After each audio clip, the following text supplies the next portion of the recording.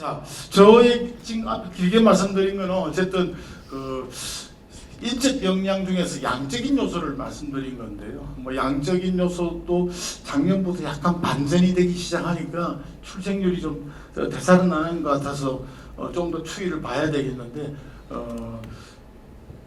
그쪽으로도 좀 열심히 뭐 해야 되겠습니다만 양이 준다 하더라도 정예 부대를 만들면 됩니다. 사실 그 여러 그 연구에서 보면은 어떤 사회에서 아주 생산적이고 공동체에 기여하는 그 사람의 비율, 세금도 내고 하는 사람의 비율과 그렇지 않고 교도소에 들어가 있거나 뭐 남을 때리거나 훔치거나 해서 교도소에 들어가 있지 않더라도 늘 뒤에서 다른 사람을 해코지를 한달까 그런 사람의 비율이 몇 대 몇이 되느냐 같은 연구를 한 것도 있는데 상인 사회적으로 논란이 될 그게 보면 뭐 장애인 이슈라든지 여러 가지가 있습니다. 그래서 논란이 될 수 있기 때문에 제가 이 통계를 가져오지는 않았는데요. 어쨌든 제가 말씀드리고자 하는 건 정상적인 납세자의 비율을 전체 인구 중에서 그 비율을 몇 퍼센트 포인트만 끌어올려도 출생률을 확 끌어올리는 건 못지않은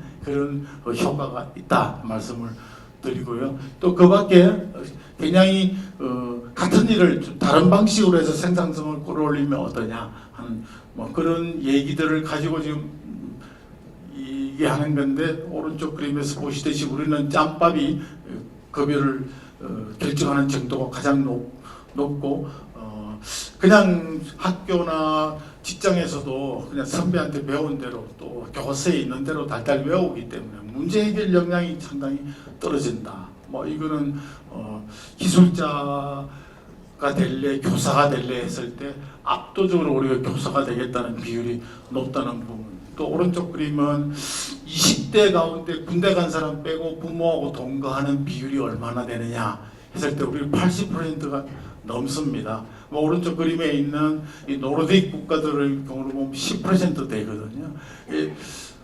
사실 이 통계가 안 나와 있는데 제가 OECD에 뭐 물어보지는 않았습니다만 만약에 30대 중에서 부모가 동거하는 비율을 조사한다면 그럼 OECD 통계 전문가가 왜 그런 조사를 하냐고 돌았냐 이렇게 되물을 수 있을 것 같은데 만약 그런 조사를 한다면 우리가 아마 압도적으로 1위가 되지 않을까 싶습니다. 그만큼 도전 자활 있는 의지가 유대인의 경우 너무 유대인 얘기를 많이 해서 좀 그렇긴 합니다만 유대인은 13세 때 성인식을 한다고 하는데요. 우리는 자녀가 결혼할 때 부조를 친지들 친척들이 주는데 유대인들이 결혼할 때는 그런 거 없고 성인식 때 부조를 한다고 합니다.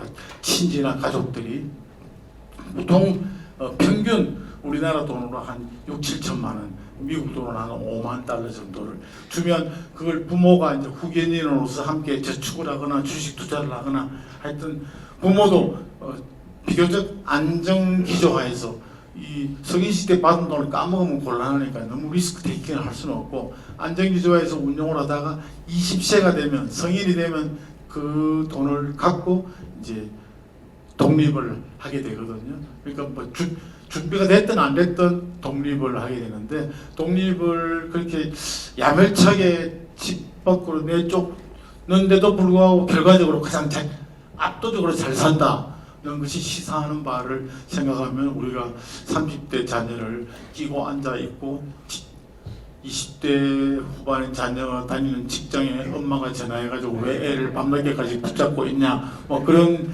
불평을 상사한테 하고 하는 것은 문제가 있다 그렇게 생각이 됩니다. 뭐 혁신이 지지부진하다 이런 건 저희도 오늘 학교에서 이 직원들 근무 재택근무 이걸 좀 어떻게 하면 늘릴 수 있을까? 서울대학교가 직원들을 방학 중에 근무 시간을 단축하는 그런 파격적인 조치를 했다고 하는데요. 저희는 그거는 이제 거꾸로 가는 거라고 보고 우리는 이제 그렇게 할 수 없고 옛날에 그렇게 하던 거를 다 없앴는데 그렇게 할 수는 없고 그래서 내놓은 대안이 방학 중 대학생jem 서비스는 대면 서비스가 많은데 방학 중에는 고객이 확실히 줄기 때문에 꼭 학교에 오지 않고 집에서 일을 열심히 하면 어떠냐 뭐 그런 아이디어들을 놓고 오늘 토론을 좀 했습니다. 근데 이제 재택근무를 보면 우리나라가 정말 현격한 꼴찌를 하고 있는데 두려워하는 거거든요. 저런 것 자체를. 그래도 상사한테 노트장을 찍고 뭐 회의할 때 앉아 있고 점심 먹을 때 같이 하고 해야 좀 안심이 되고 그런 분위기가 여전히 있습니다. 여러 가지 자료들이 있는데요. 우리가 인터넷 디지털 강국인 줄 알았는데 작년 4월 현재 데이터입니다만 챗GPT 사용량이 우리가 30위권 바뀌더라고요. 파키스탄 우리나라보다 더 못해요. 그래서 상당히 걱정이 많이 됩니다. 지금 잘 사는 나라들이 뭐 지금 혁신이 없어 보이지만 뭐 스위스 같은 나라들이 제약 바이오 제약 같은 데서 세계 최고의 기술을 가지고 있잖아요. 그건 혁신의 결과입니다. 세계 최고의 기술을 스위스 제약회사들이 큰 제약회사 2개가 갖고 있는데 그거 로얄티만으로 스위스 국민 전체가 먹고 살 수 있다는 거잖아요. 근데 그런 것은 혁신의 결과이고 그 스위스가 알프스라는 그런 산악 지역 등을 활용한 관광 산업 뭐 또 거기서 치즈 자 스위스가 세계에서 커피를 가장 많이 파는 나라인데 커피가 납니까?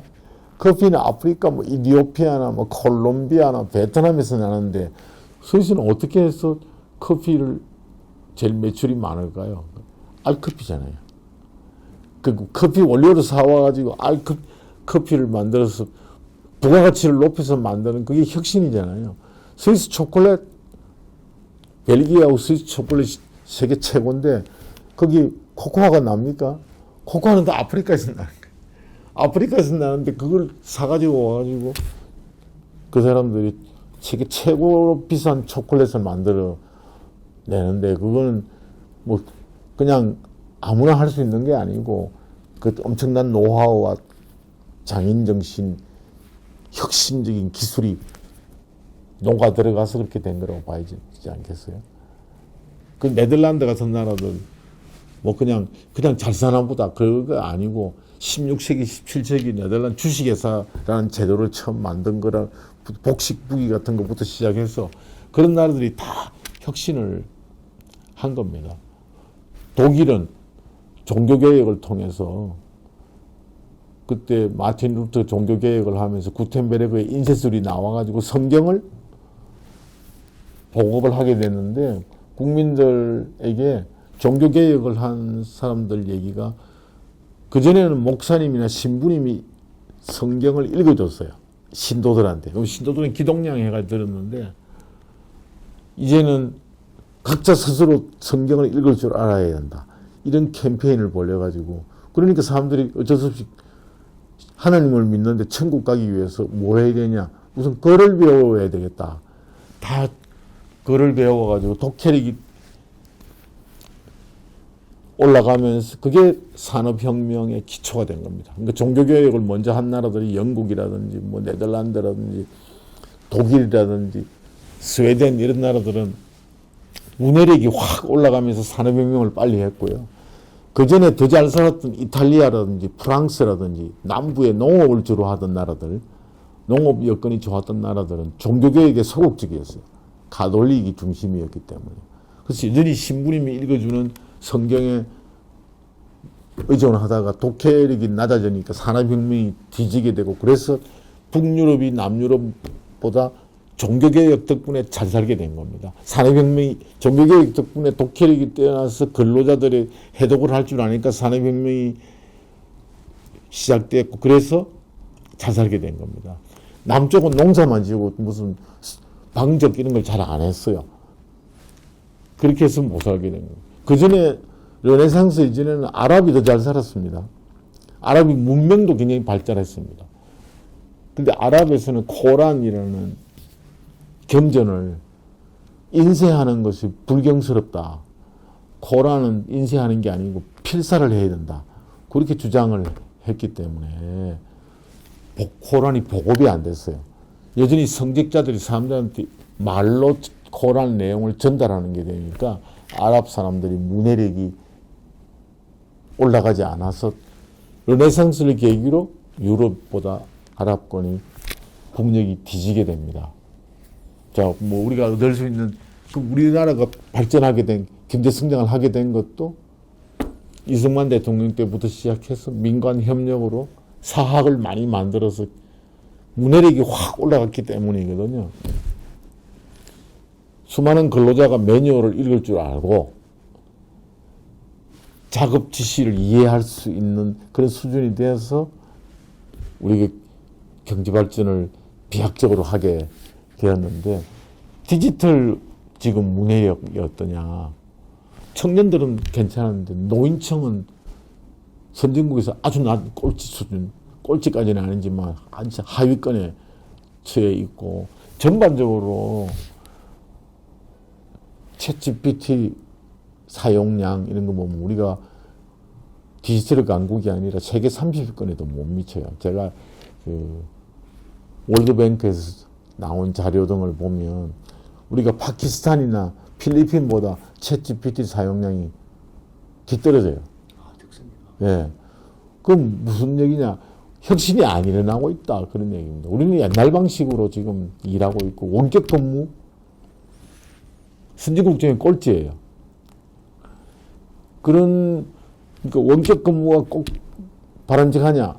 뭐 그렇게 일률적으로 말할 수는 없지만 미국의 자료를 보면 연봉이 높을수록 원격 근무 비율이 높습니다.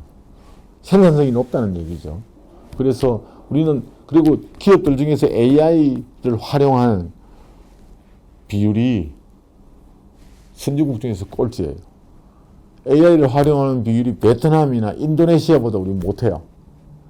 그러니까 우리 지금 혁신이 안 일어나고 뒤지고 있는 거는 뭐 여러 가지 이 정치권에서의 불공정한 제도 규제 그런 것도 있지만 국민들의 또 디지털 적응력이랄까 디지털 전환에 대한 그런 의지 같은 것 자체가 지금 굉장히 미흡하다. 전 세계는 엄청 빠르게 변하고 있는데 이래가지고 어떻게 우리가 파이를 키울 수 있겠습니까? 서비스 산업에서 뭐 보통 우리나라에서 좀 불완전하게 시행되고 있는 타다, 성차 공유를 비롯해서 원격 진료, 교육 개방, 무슨 로톡, 강남 언니 이런 거 다 들어보셨죠? 다 이게 뭐 시끄럽기만 하고 기득권이 서비스 산업의 기득권의 장벽에 막혀서 진도가 잘 안 나갑니다. 지지부진합니다. 혁신이 일어나지 않습니다. 세상은 엄청나게 빠르게 변하고 있는데 그래서 그런 점에서 우리가 혁신을 과감하게 해야 되고 정부 규제라는 게 결국 뭐냐 정치권에서 한 것도 있지만 기득권층이 반대해서 못하게 하고 있는 것들이 많거든요. 그런 것들을 빨리 장벽을 걷어내야 된다. 뭐 그런 말씀을 드릴 수 있겠습니다. 와, 우리가 데이터로 격차가 많이 벌어지는 나라네요. 그럼 이제 디지털 분야는. 디지털 분야가 우리가 디지털 인프라는 강한 편이었는데 인터넷 속도 같은 거 지금 그 속도 같은 것도 격차가 많이 좁혀져서 뭐 별 의미가 없고요. 우리가 디지털 인프라는 땅이 좁다 보니까 잘 깔려 있는 편입니다. 여전히 뭐 덩치가 큰 나라들에 비해서 그래서 우리는 어디 가도 외국보다 인터넷이 잘 되고 하잖아요. 근데 그 격차도 지금 많이 줄었지만, 근데 국민들의 그걸 디지털을 활용하는 능력은 여전히 정체되어 있다. 그래서 진화가 안 되고 있습니다. 그 진화가 돼야 되는데 굉장히 더디다. 그래서 바깥에 나가 보시면 뭐 하루가 다르게 신생 국가나 저개발 국가들도 하루가 다르게 바뀌고 있는데 우리도 조금씩 나아지고는 있지만 속도가 아주 더디어서 걱정스럽다. 왜 그렇게 됐다고 혹시 보실까요? 우리나라 디지털은 원래 앞섰다고 이렇게 계속 과거에는 그랬었던 것 같은데 지금은 왜 이렇게 디지털 인프라 강국이죠. 국민들의 역량은 뭐 중위권 정도밖에 지금 되지 않습니다. 실제로. 그래서 갑자기 뭐 그렇게 됐다기보다는 여러 그 사업 기회가 디지털로 하는 사업 기회가 제약이 되니까 여러 규제에 의해서 제약이 되니까 기업들도 한국에서 사업하면서 뭐 굳이 최첨단 걸 도입을 할 필요가 없다.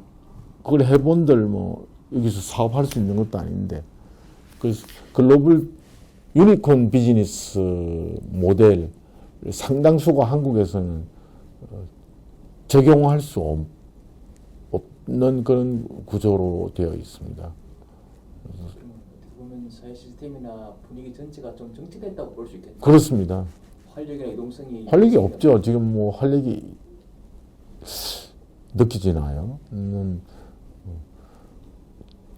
벌써 늙은 늙은 뭐 나이는 그렇게 많지 않은데 늙은이처럼 돼버린 거죠. 지금 유럽처럼 뭐 밤에 나가면 뭐 사람 별로 없고 밤 9시만 돼도 뭐 다들 집에 가 있고 하는 그런 뭐 그게 꼭 나쁘다는 뜻은 아니고 가정도 중요하니까 제가 그런 뜻보다는 지금 혁신은 거의 뭐 세계적으로 미국 그리고 중국 미국이 아주 최첨단권 미국이 이끌고 있지만 중국에서 혁신이 활발하게 일어나고 있는데 그 일부 인도 쪽에서 일어나고 있고 뭐 유럽은 지금 혁신은 거의 없죠.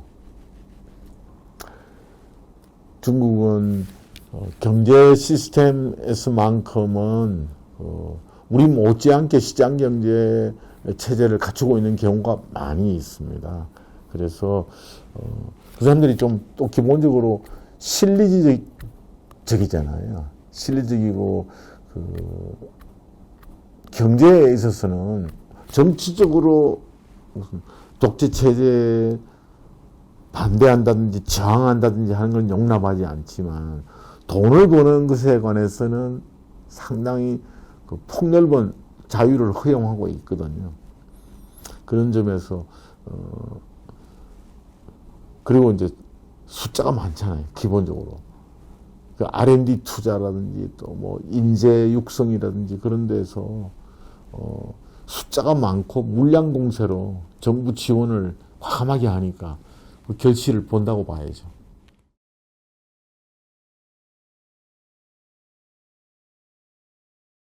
내가 혁신에 관해서 말씀드렸고 이는 포용해 가는 건데 길게 설명 안 드려도 될 것 같습니다. 저도 오늘 일부러 그런 건 아니고 딴 걸 하다 보니까 지갑에 지금 1,000원짜리, 뭐 5,000원짜리, 10,000원짜리, 50,000원짜리 다 들어 있는데요. 모든 집회 그 초상이 성균관대학교 동문이거나 학부모들인데 이 대한민국인데 대한민국 화폐 초상이 전부 대한제국도 아니고 조선 왕조 때 사람들로 돼 있다. 이 상당히 문제가 심각한 거죠. 그래서 초상 자체에 대해서 우리가 지금 공감 누구를 넣고 누구를 빼느냐 이게 뭐 개헌보다 어쩌면 더 어려울지 모르는 뭐 그런 상황이거든요. 이거는 안 된다 하는 겁니다. 그래서 뭐 여러 가지가 있는데 어쨌든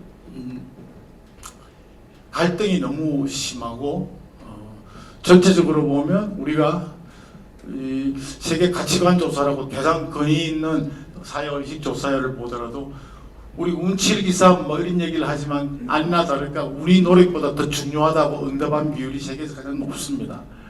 그리고 X축으로 본 정부가 복지에 책임이 얼마나 있어야 되느냐, Y축으로 본 소득 재분배가 얼마나 중요하냐 해서 둘 다 중요하다고 답한 비율이 러시아와 함께 세계에서 가장 높습니다. 그러니까 미국 같은 나라는 가장 낮을 뿐만 아니라 복지 천국이라는 뭐 스웨덴, 뭐 스위스 이런 나라, 핀란드 그런 나라들보다도 우리 국민들이 뭐랄까요, 남 탓, 또 어떤 경우는 부모님 탓, 나는 뭐 그냥 흙수저니까 뭐 그런 식의 그 생각들이 굉장히 만연해 있다 이렇게 볼 수 있습니다. 이거는 길게 설명드리지 않을 텐데 2016년에 스위스에서 국민투표, 스위스는 국민투표를 자주 하죠.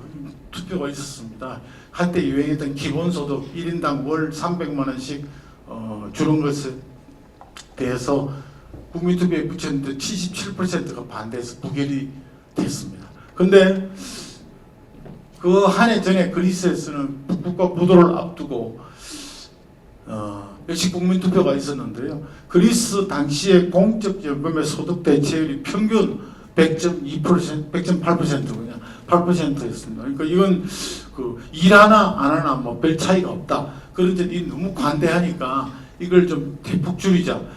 참고로 재정 우량 국가인 독일은 소득 대체율이 48%밖에 되지 않는데 이걸 줄이자 하는 걸 그리스 사람들이 또 61%가 반대해서 부결됐고 그래서 국가 부도가 나고 그래서 IMF와 21로부터 그보다 더 가혹한 소득 대체율 긴축 개혁 정책을 받아들일 수밖에 없었습니다.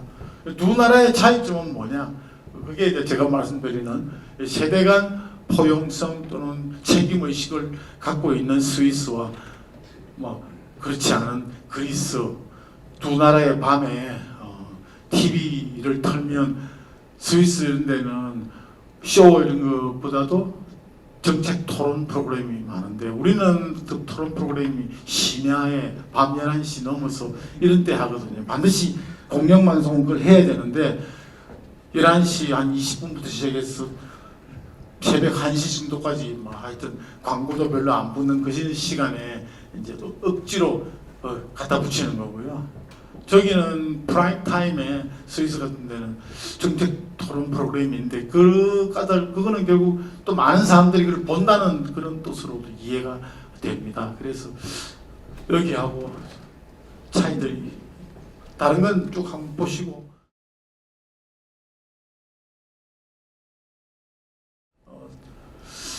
다음 두 번째가 제도인데요. 이게 불공정한 제도가 굉장히 많아졌다. 그건 그 포퓰리즘 때문이다. 특히 그 이름하여 보모국가라고 해서 국가가 전부 다 해줄게.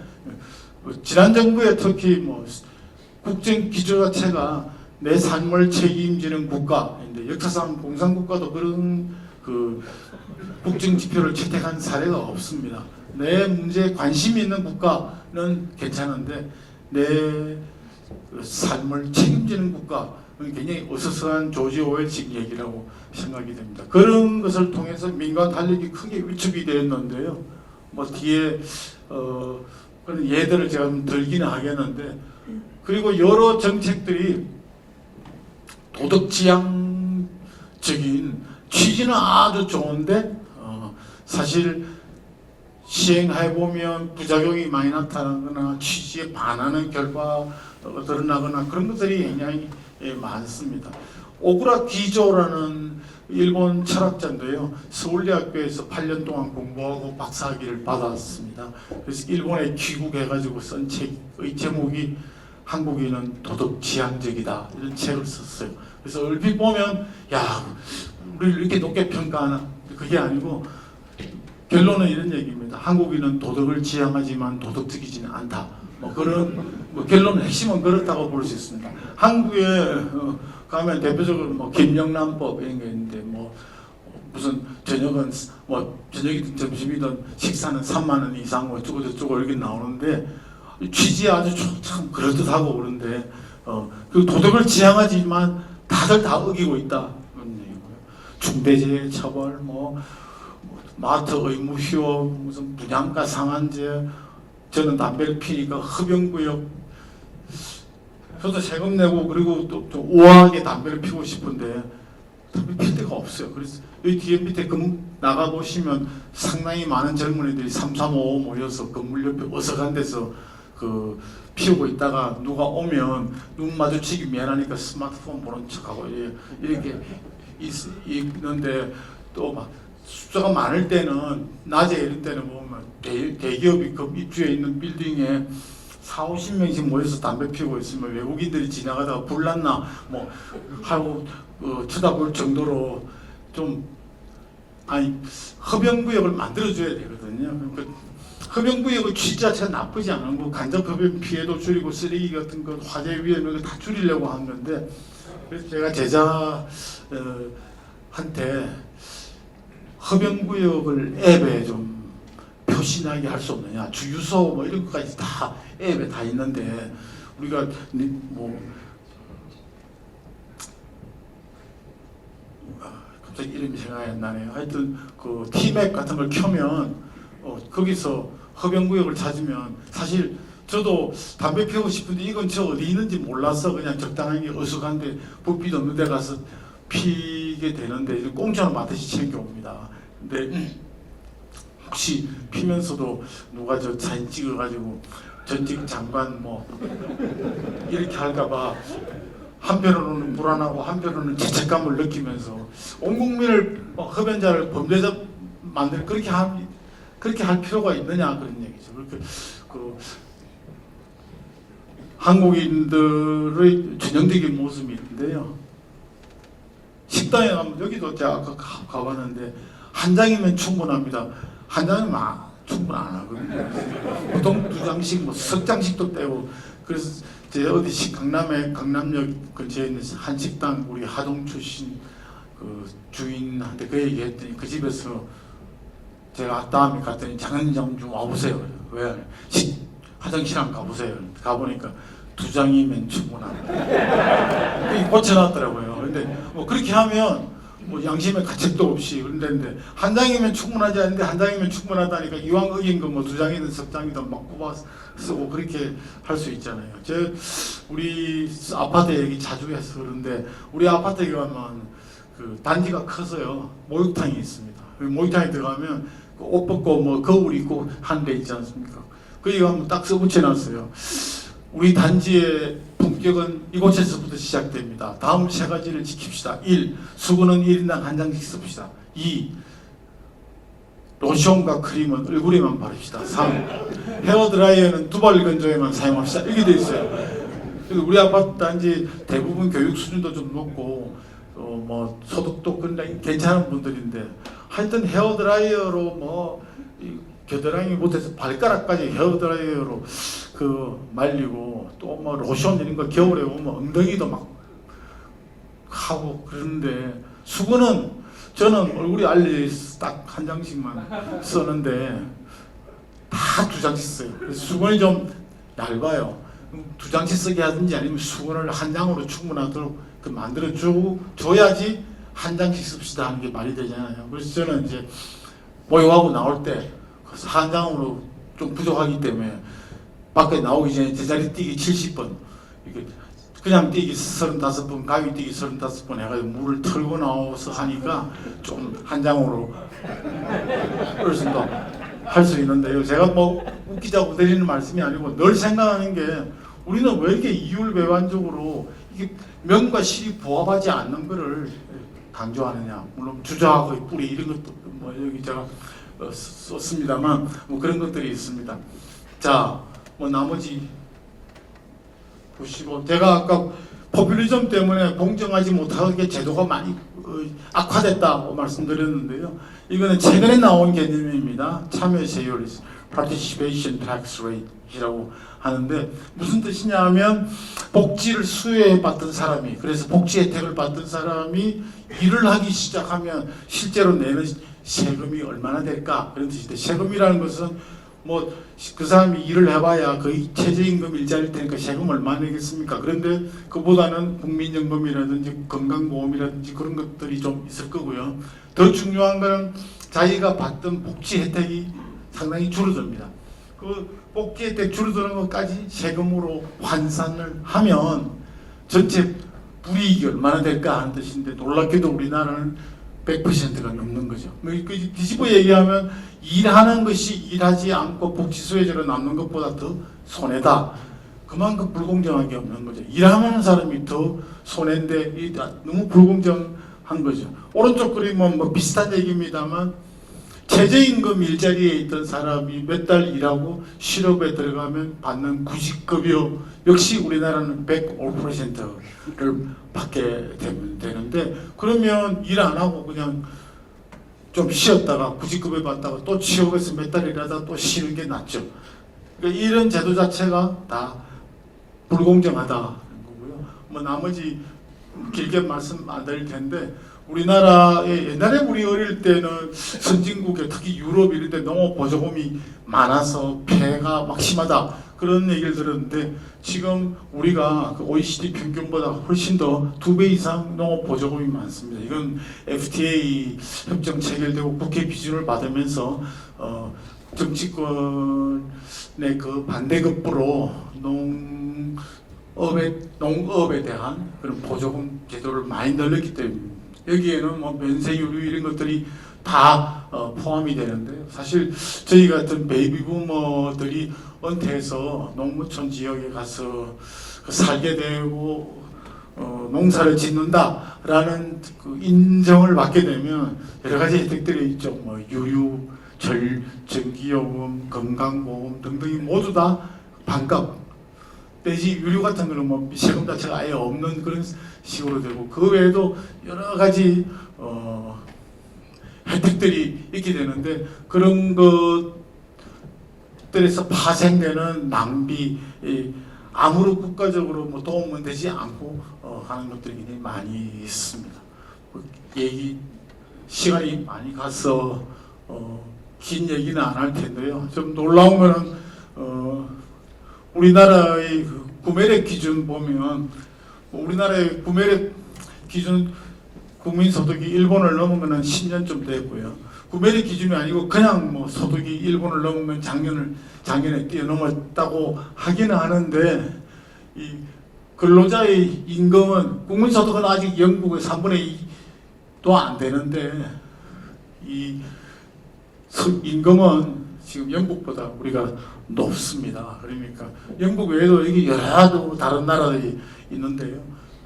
그 임금이 너무 가파르게 올라서 사업하시는 분들 굉장히 힘들고 거기다가 또 뭐 공휴일을 계속 남발을 해가지고 이번에도 임시 공휴일이 지정되고 하니까 실제로 일은 뭐 안 시킬 수 없는데 출근은 하고 해야 되는데 공휴일이 되니까 급에는 또 더 휴일 근무 수당까지 포함해서 나가야 되고 하니까 굉장히 어려운 상황이 많이 있습니다. 사람이 자기 역량을 최대한 발휘하려면 무슨 경기 규칙이 공정해야 되잖아요. 내가 잘했는데 아니야 너 졌어. 그럴 것 같으면 누가 그 잘하려고 하겠습니까?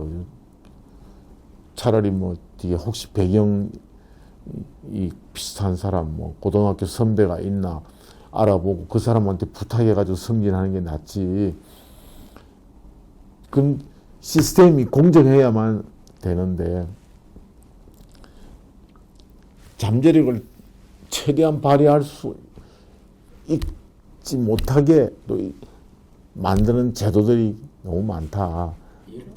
아까 제가 국민연금 말씀드렸고 최저임금의 구직급여가 최저임금보다 더 많다. 그런 말씀도 드렸고 그거 말고도 지금 복지수혜자가 일을 하기 시작하면 적용받는 부담이 일을 해가 돈을 벌면 세금을 내야 되잖아요. 그 세금 얼마 안 되겠죠. 복지수혜자가 일하는데 얼마나 벌겠어요. 그 다음 사회보험료, 건강보험이나 국민연금 내야 되잖아요. 그것도 좀 되긴 하겠지만 많지는 않을 텐데. 제일 큰 게 뭐냐. 일을 해서 돈을 벌면 복지 혜택이 줄어요. 그죠? 그 세 개를 합친 거를 참여세율이라고 봅니다. 세계에서 참여세율이 100%가 넘는 나라는 우리나라밖에 없어요. 그럼 무슨 뜻이냐? 복지 혜택을 받는 기초생활보장수급자가 일을 하면 불이익 받는 게 100%가 넘는다 그런 얘기입니다. 그럼 누가 일을 하려고 그러겠어요? 일 안 하고 복지 혜택 받는 게 더 낫지. 이게 공정합니까? 일하는 사람이 그래도 워킹 푸어라고 보통 부르는데 저소득 근로자가 일을 해서 보람을 느끼고 자활을 할 수 있도록 제도를 만들어주는 게 공정한 거지. 야, 일해보니까 이게 더 손해네? 차라리 막 그냥 정부 복지나 받고 말래. 이건 불공정하다. 그런 얘기. 그런 식의 제도가. 아까 제가 남는 쌀거 뭐 그런 얘기도 했습니다만, 곳곳에 그런 열심히 일하거나 창의적으로 일하는 사람의 발목을 잡는, 의욕을 꺾는 제도들이 곳곳에 산재해 있다. 그런 얘기입니다. 중소기업에서 중견기업으로 올라가죠. 그러면 정부가 적용하는 규제가 몇 가지가 늘어나고, 중견기업에서 대기업이 되면 수십 가지가 늘어납니다. 그러니까 중견기업이 덩치가 너무 커져서 대기업이 되면 이게 규제가 더 많아지니까 안 되겠다. 어떻게 합니까? 중견기업이 쪼개가지고 그냥 A 회사가 커진 A가 되는 게 아니고 A-1, A-2를 만들어 몇 개 해서 다 중견기업 몇 개만 만들어가지고 이렇게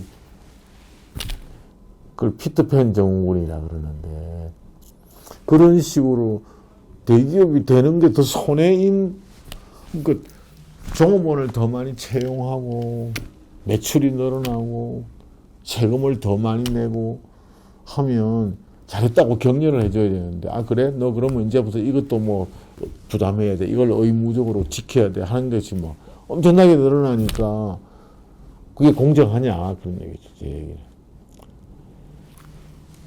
기업 규모와 상관없이 뭐 다 같이 이걸 지키자, 그렇게 돼야지. 규모로 잘라가지고 하니까 또 대기업 중에서도 또 더 커지면 대기업 집단으로 지정이 돼가지고 그 다음 뭐 규제가 더 많아집니다. 그래서 난 죽어도 대기업 안 될래 하는 기업들이 많이 있는 거죠. 그러니까 성장이 되겠습니까? 그런 상황에서 그런 불공정한 제도들이 이 성장의 걸림돌을 가로막고 있다, 그런 얘기입니다. 지금 그 부분을 직접 많이 보고 또 느끼시는 거네요, 이사장님께서는. 뭐 그 주변에 그런 얘기하는 사람들이 많이 있고요. 지금 보십시오. 우리가 조선업이 호황입니다. 호황인데 실제로 뭐 3년치 일감을 다 확보했다 그런 얘기들이 있잖아요. 근데 경남 지역에 있는 조선업 하청업체들한테는 온기가 전달되지 않는다 그래요. 그 왜 그러냐 물어보니까 우선 최저임금이 너무 많이 올라가지고, 조선이라는 것이 쉽빌딩이니까 이 블락을 쌓아 올려가지고 건설하는 거하고 같아요. 전부 조립을 하는 거, 레고 조립하듯이 하는 그런 거거든요. 근데 그 블락 자체를 하청업체, 좀 전에는 국내 하청업체 줬는데 중국 하청업체 주면 반의 반값으로 조달이 가능하니까 싸니까 그렇게 한다는 게 하나 있고요. 그래도 또 뭐 우리 국내 하청업체인데 국내로 품질도 괜찮고 하니까 해볼까 하면 어떤 문제가 있느냐. 사내 하청이라고 들어보셨나요? 조선업체는 블락 만들어 가지고 와서 조립을 해야 되니까 조선소 안에 원청회사가 있고 또 하청회사 근로자들도 같이 들어와서 일을 합니다. 근데 그걸 이 하청회사 근로자들에 대해서 원청회사가 지시를 많이 하고 이러면 이거는 사내 하청이 아니고 이건 누구 근로자로 채용해, 그런 규정이 있거든요. 그런 것 때문에 굉장히 신경이 많이 쓰이는 거예요. 그래서 잘못하면 이것까지 지시하다가는 우리가 하청 근로자를 우리가 직접 고용해야 되는 거 아닌가? 그 노무 이슈 때문에 신경을 많이 쓰는데 중국에다가 맡겨버리면 뭐 그런 거 신경 안 써도 된다. 또 중대재해처벌법이라고 들어보셨죠? 사업장에서 뭐 산재사고 크게 나면 대표자가 책임지고 하는 거 있잖아요. 하청업체에서 사고가 나도 원청업체가 책임지는 것도 있거든요.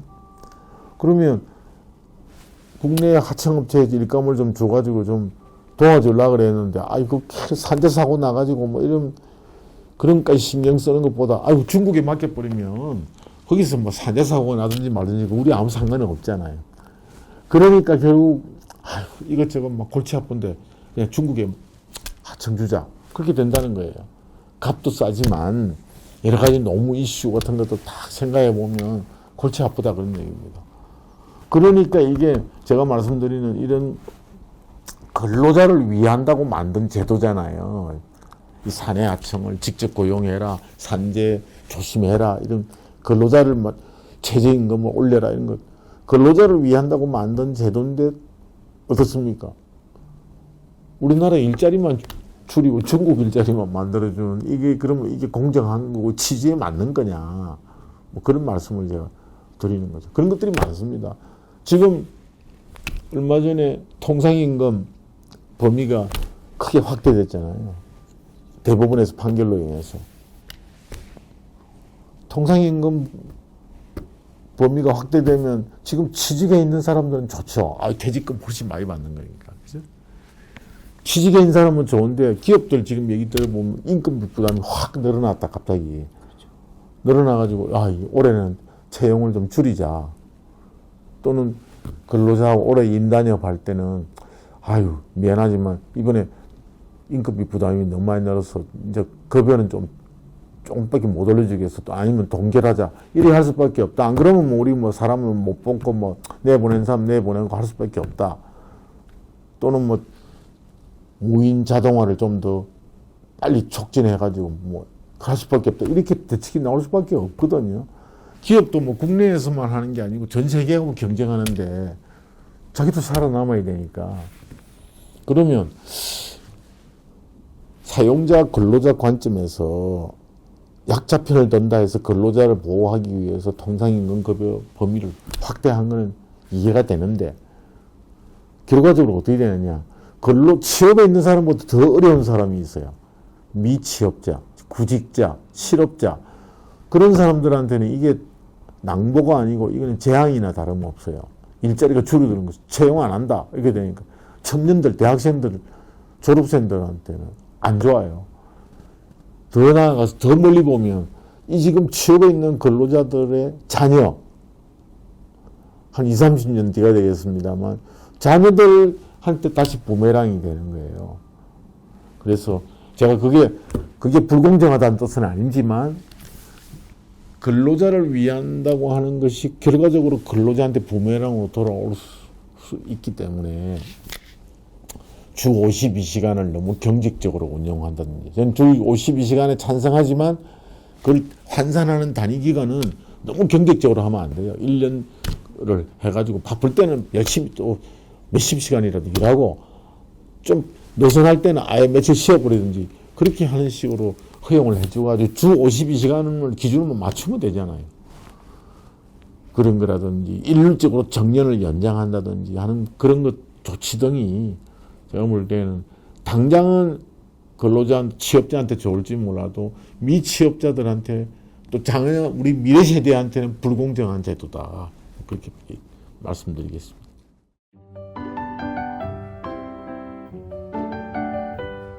하나라도 안 되는 밑받침은 공정이 돼야 되고요. 공정한 제도가 돼야 혁신도 일어나고 포용력도 생기고 하는 거죠. 그러면 정치가 공정을 위해서 뭐를 고민해야 될까요? 제도와 정책을 이게 불공정하다는 것을 공감대가 좀 널리 퍼져야 되고 그래서 이거를 바로잡자, 고치자 해야 되죠. 국민연금 같은 거 지금 불공정하다는 건 공감대는 형성되어 있잖아요. 근데 아직까지 바로잡지는 못하고 있지만 그건 결국은 위정자들이 해야 할 일이고 위정자들이 그걸 하지 않으면 안 되도록 국민들이 지식인들이 압박을 하고 여론을 조성하고 해야 되겠죠. 공정한 제도를 만들고 그리고 이게 제가 말씀드린 게 다 하루아침에 될 수 있는 이런 건 아니고 혁신 역량 이런 것도 학교 교육도 바뀌어야 되고 노동개혁도 해야 되고 그런 것들이 다 조직 문화도 바꿔야 되고 해야지 혁신 역량이 좀 더 올라갈 수 있겠습니다.